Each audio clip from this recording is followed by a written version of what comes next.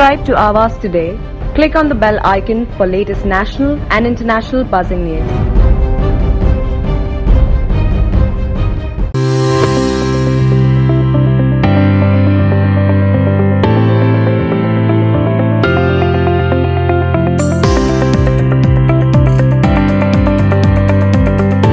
मुंबईमध्ये आणि महाराष्ट्रामध्ये विशेषतः मुंबईमध्ये कोरोना नियंत्रणासाठी जी लढाई लढतो आहोत त्या लढ्याचं कौतुक केलेलं आहे.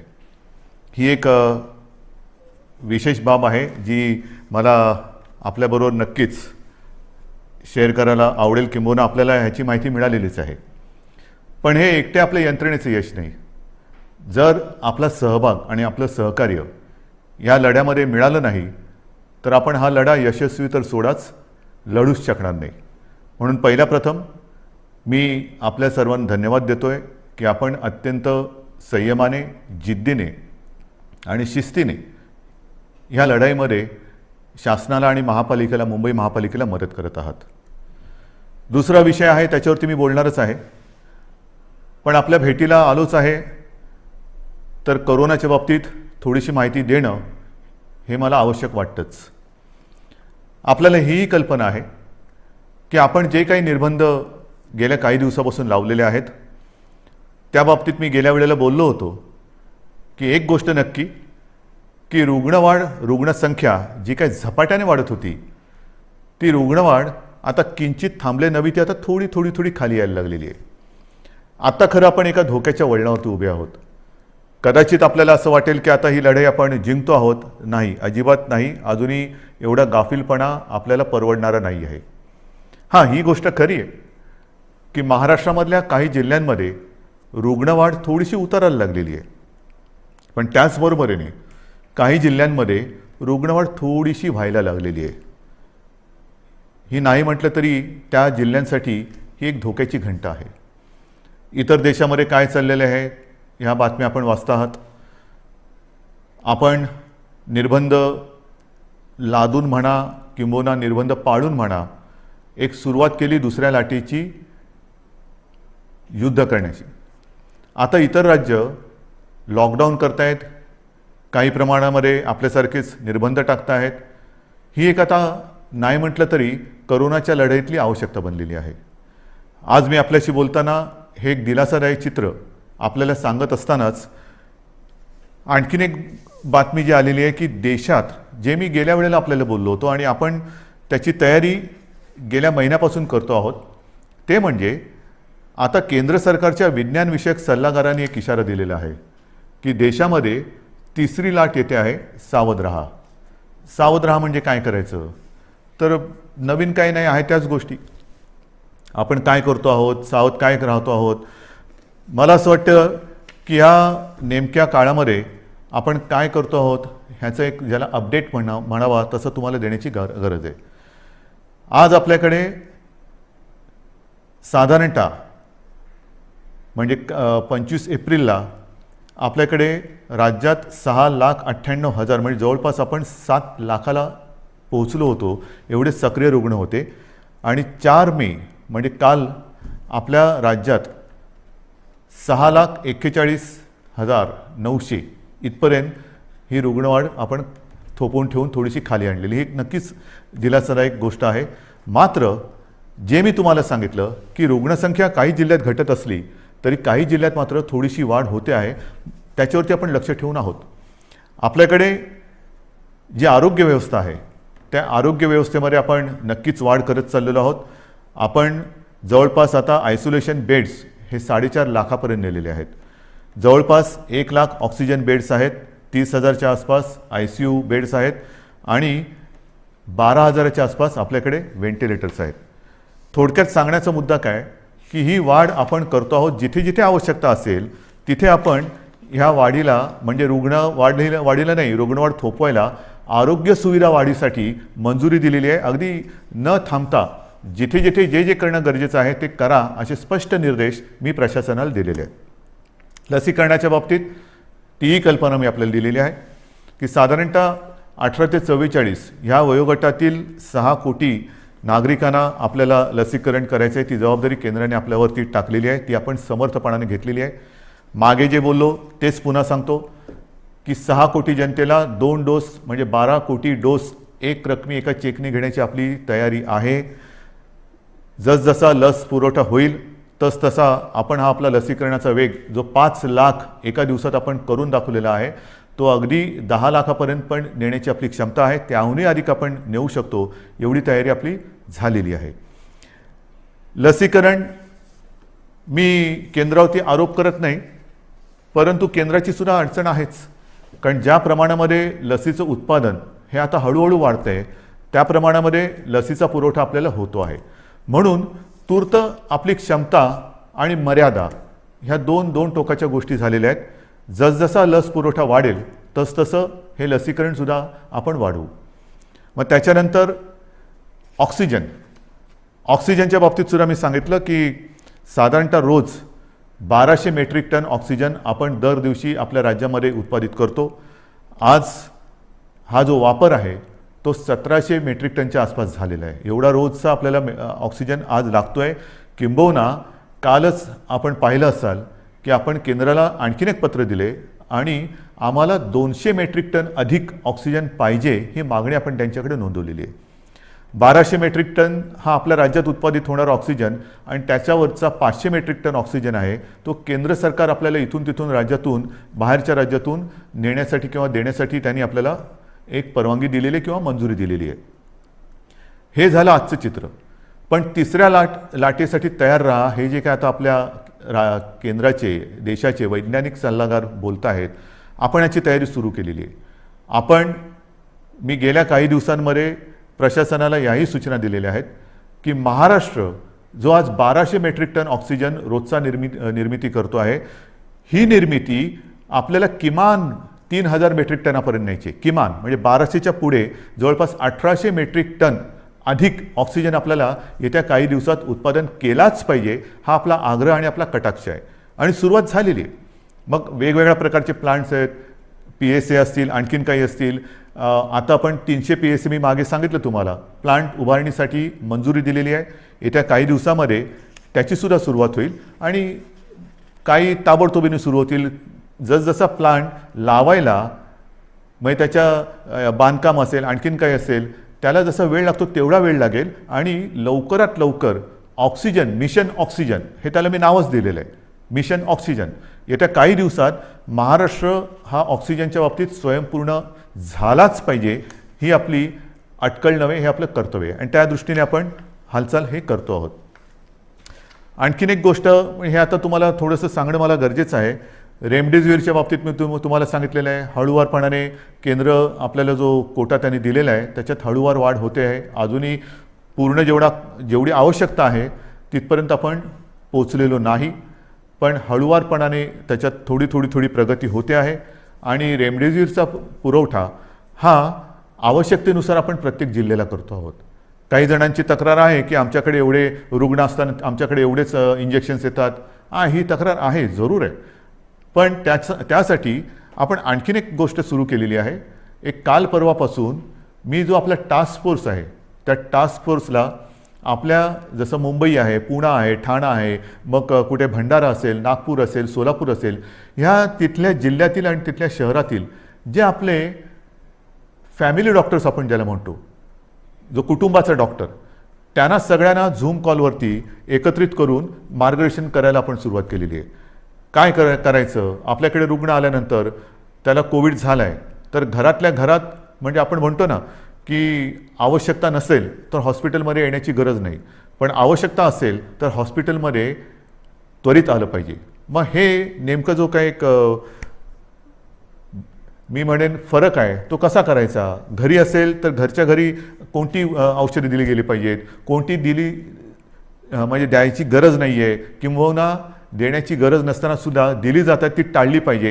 याचं संपूर्ण मार्गदर्शन आपल्या राज्यातील सर्व वाड्या वस्त्या अगदी गल्ली बोळातले सुद्धा जे आपले चांगले डॉक्टर्स आहेत अनेक वर्ष जे प्रॅक्टिस करत आहेत आणि त्या वस्तीला एक आधार म्हणून काम करत आहेत त्या सगळ्यांना सोबत घेऊन आपण पुढे जातो आहोत.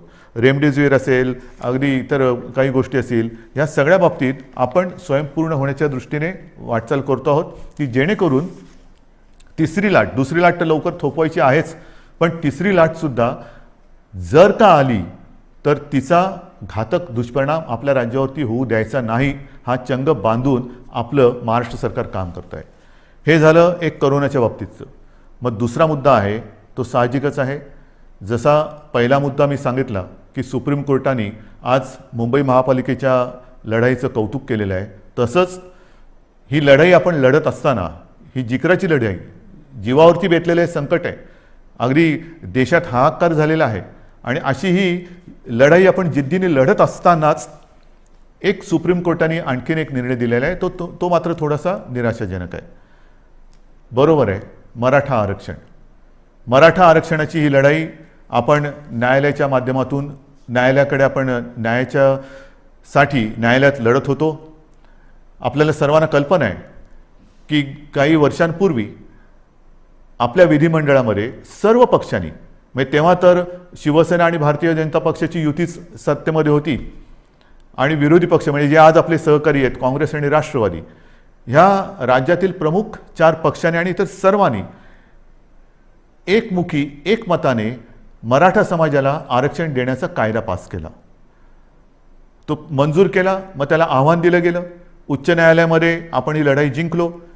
त्याला आव्हान दिलं गेलं. मग सर्वोच्च न्यायालयात ही लढाई गेली. सर्वोच्च न्यायालयात ही लढाई आपण लढलो आणि दुर्दैवाने आज हा निराशाजनक निकाल ह्या अगदी लढाईच्या ऐन भरामध्ये आलेला आहे. नेमकं काय झालं?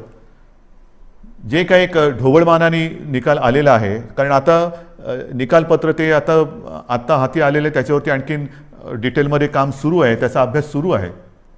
पण सर्वानुमते एकमुखाने घेतलेला हा निर्णय सुप्रीम कोर्टाने त्याच्या विरोधात निकाल दिलेला आहे. मग असं कोणीतरी म्हणालं की आम्ही जे उच्च न्यायालयात जिंकलो ते सुप्रीम कोर्टात तुम्ही हरलात, तुम्हाला लढताच आलं नाही. नाही, असं अजिबात नाही आहे.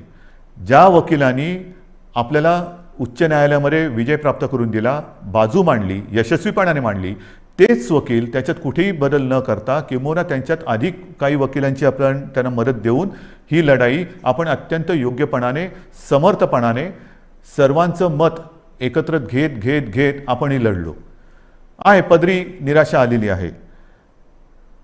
पण निराश झालो किंबहुना निराश झाला तर तो महाराष्ट्र कसला. मी खास करून मराठा समाजाला एक वेगळ्या दृष्टीने धन्यवाद देतो आहे की त्यांनी फार समंजसपणाने हा निर्णय जो आहे हा ऐकलेला आहे. कुठेही थैथयाट केला नाही, आदळआपट केली नाही. त्याच्याबद्दल मी तमाम माझ्या मराठा समाजातील माता भगिनींना, बांधवांना हात जोडून धन्यवाद देतो आहे. आणि त्यांच्या नेत्यांनी सुद्धा मी विशेष उल्लेख करेन, छत्रपती संभाजीराजे यांनी सुद्धा अत्यंत समंजस्याने आपली प्रतिक्रिया दिलेली आहे. हे दिवस लढाईचे नाही आहेत, निदान आपल्यात तरी नाही आहेत, कारण सरकार आणि आपली भूमिका एक आहे. जर सरकार ह्या निर्णयाच्या म्हणजे आरक्षणाच्या विरोधात असतं तर लढाई मी समजू शकत असतो. पण सरकार आपल्यासाठी लढतंय, आपली बाजू मजबूतीने सुप्रीम कोर्टात मांडते किंवा ती मांडली, आणि तरीसुद्धा हा एक निराशाजनक निर्णय आल्यानंतर मला असं वाटतं अजूनही लढाई संपलेली नाही आहे. कारण लढाई केव्हा संपते? सगळं काही अंधार पसरतो तेव्हा. आज माननीय सर्वोच्च न्यायालयाने आपल्याला हा निकाल देत असताना म्हणजे त्यांनी सांगितलं की हा तुमचा अधिकारच नाही आहे. जे एक कमिशन, गायकवाड कमिशन आपण नेमलं होतं, त्याच्या शिफारशीसुद्धा त्यांनी सांगितलं की त्यासुद्धा त्यांनी बाजूला ठेवलेल्या आहेत. मग काय करायचं नेमकं? आता काय करणार तुम्ही म्हणता ही लढाई संपलेली नाही. मग सर्वोच्च न्यायालयाने निकाल दिल्यानंतर सुद्धा पुढे काय? आता पुढे आहे सर्वोच्च न्यायालयाने निकाल देताना मला असं वाटतं पुढचा मार्ग दाखवलेला आहे की कुठे न्याय मिळेल आपल्याला, हे सर्वोच्च न्यायालयाने दाखवलेलं आहे. कारण सर्वोच्च न्यायालयाने सांगितलं की आरक्षण देणं, मग बाकीचे किचकटपणात मी जात नाही आहे. अशोकरावांनी अत्यंत व्यवस्थितपणाने दुपारी पत्रकार परिषद घेऊन एक व्यवस्थित बाजू मांडलेली आहे, कारण त्यांनी या विषयावरती गाढा अभ्यास केलेला आहे. गेले काही महिने, 1-1.5 वर्ष माननीय अशोकरावांनी किती बैठका याच्यासाठी घेतल्या असतील, किती जणांशी बोलले असतील, किती जणांशी चर्चा केली असेल, हे त्यांनाच माहिती. आणि त्यांनी आज दुपारी अत्यंत व्यवस्थित समर्पक शब्दामध्ये जे काही आरोप प्रत्यारोप असतील त्याला उत्तरं दिलेली आहेत आणि आपली बाजूसुद्धा व्यवस्थित मांडलेली आहे, ती आपल्यासमोर आलेली आहे. म्हणून मी ते परत त्याच्यात बोलणार नाही आहे. पण सर्वोच्च न्यायालयाने जे सांगितलं की हा निर्णय घेण्याचा अधिकार हा राज्य सरकारचा नाही, मग कोणाचा आहे तर हा अधिकार केंद्र सरकारचा आणि माननीय राष्ट्रपतींचा आहे. हा एक मोठा मार्ग त्यांनी दाखवलेला आहे. आणि म्हणून माझी जी पहिली प्रतिक्रिया आपल्यासमोर आलेली आहे त्या प्रतिक्रियेत मी म्हटलं की एका प्रकारे सर्वोच्च न्यायालयाने हा निकाल देताना आपल्याला वेगळं मार्गदर्शन केलेलं आहे की कुठे न्याय मिळेल. त्याच वेळेला मी म्हटलेलं आहे की केंद्र सरकारला म्हणजे माननीय पंतप्रधान आणि माननीय राष्ट्रपती यांना मी हात जोडून विनंती करतो आहे की आता हा अधिकार आपला आहे हे सर्वोच्च न्यायालयाने सांगितलेलं आहे. आपण 370 कलम काश्मीरचं हटवताना जी हिंमत दाखवली तीच हिंमत आणि तीच संवेदनशीलता आम्हाला आत्ता पाहिजे. सर्वोच्च न्यायालयाने यापूर्वी जे 2 निकाल दिले होते ते शहाबानो खटला असेल किंबहुना ॲट्रॉसिटी ॲक्ट असेल, तो सुद्धा केंद्र सरकारने म्हणजे संसदेने आपल्या अधिकाराचा वापर करून बदलला आणि एक संवेदनशीलता दाखवली. मग आता तर सर्वोच्च न्यायालयाने सांगितलेले की हा अधिकार आपला आहे आणि हा अधिकार आपला आहे म्हटल्यानंतर आम्ही सगळेजण एकत्र आहोत. महाराष्ट्रामध्ये ज्या वेळेला हा निर्णय घेतला गेला तेव्हा जे सर्व पक्ष एकत्रित आले होते ते सर्व पक्ष आजसुद्धा एकत्रित आहेत. आम्ही एकमुखी आपल्याला विनंती करतो आहे की आपल्याला जे जे काही सहकार्य आपल्या राज्यातून पाहिजे असेल, आमच्या राज्यातून पाहिजे असेल ते आम्ही करतो आहोत, नक्कीच करू. मात्र आता सहनशीलता ही आहे. माझा मराठा समाज हा सहनशील आहे, कुठेही आतताईपणा त्यांनी केलेला नाही. न्याय हक्कासाठी रस्त्यावरती उतरला, तो सुद्धा शांततेने उतरला. अशा ह्या समाजाचा लढवय्या शेतकरी सगळं मी आपलं वर्णन केलेलं आहे. ह्या समाजाला न्याय देण्यासाठी आता केंद्र सरकारने जास्त वेळ न लावता निर्णय घ्यावा. मी आपल्या माध्यमातून माननीय राष्ट्रपतींना आणि माननीय पंतप्रधानांना विनंती करतोच आहे, पण उद्या अधिकृत पत्रसुद्धा मी त्यांना देतो आहे. जर का आणखीन आम्हाला तिकडे येऊन भेटण्याची आवश्यकता असेल तर तीही आम्ही करायची तयारी आहे. आणि ही एक मागणी आम्ही करत असताना सर्वोच्च न्यायालयाच्या निकालाची प्रत ही आत्ता संध्याकाळी उशिरा प्राप्त झालेली आहे. त्याचासुद्धा अभ्यास आपल्या ज्येष्ठ विधिज्ञांकडून सुरू आहे. ज्येष्ठ वकिलांची एक मी म्हणेन फौज, कारण समिती फार छोटा शब्द झाला, फौज हे आपल्यासोबत आहे. त्यांच्यासोबत आजपर्यंतसुद्धा विचारविनिमय केलेला आहे. आता मात्र सर्वोच्च न्यायालयाची ही प्रत प्राप्त झाल्यानंतर त्याचा अभ्यास सुरू झालेला आहे. त्याच्यात आणखीन काही मार्ग दाखवलेत का तेही बघतो. त्याच्यानंतर नेमकं निकालामध्ये म्हटलेलं काय आहे, आपल्या मर्यादा काय आहेत तेही आपण बघतो आहोत. मात्र पुन्हा एकदा मी सांगेन की जो मार्ग सर्वोच्च न्यायालयाने दाखवलेला आहे ह्या निर्णयाच्या बाबतीत केंद्र सरकारच्या अधिकारावरती त्यांनी मी म्हणेन एका अर्थी शिक्कामोर्तबच केलेलं की हा तुमचा अधिकार आहे. आता मला केंद्र सरकारचा अधिकार पाहिजे, कारण आम्ही सर्व पक्ष एकत्र आहोत. मराठा समाज आणि आम्ही आणि माझ्या महाराष्ट्रातले सगळे समाज हे सगळे एकत्र आहोत. ही मागणी केवळ एका समाजाची नाही तर न्याय हक्काची मागणी ही महाराष्ट्राची आहे आणि तिचा अनादर केंद्र सरकार, माननीय पंतप्रधान आणि माननीय राष्ट्रपती करणार नाहीत ही मला खात्री आहे, हा मला आत्मविश्वास आहे. तूर्त मी सर्वांना हेच सांगू इच्छितो की अत्यंत धोक्याच्या वळणावर करोनाच्या आपण उभे आहोत. जी शांतता, जो संयम तुम्ही आजपर्यंत दाखवलेला आहात तोच संयम, तीच शांतता यापुढे आपल्याला गरजेची आहे. आता संयम आणि शांतता 2 लढाईसाठी पाहिजे. एक तर कोरोनाविरुद्धची लढाई आणि दुसरी जी कदाचित जी काही समाज विघातक लोक किंवा शक्ती असतात की ते आग लावण्याचा प्रयत्न करतात, तर अशा लोकांच्या भडकवण्याला बळी पडू नका. सरकारवरती विश्वास ठेवा. सरकार पूर्ण ताकदीने, पूर्ण क्षमतेने ही लढाई जिंकल्याशिवाय राहणार नाही आणि तुम्हाला तुमचा न्याय हक्क मिळवून दिल्याशिवाय राहणार नाही. एवढंच एक वचन आपल्याला देतो आणि तूर्त आपली रजा घेतो. जय हिंद, जय Maharashtra. Subscribe to Awaaz today. Click on the bell icon for latest national and international buzzing news.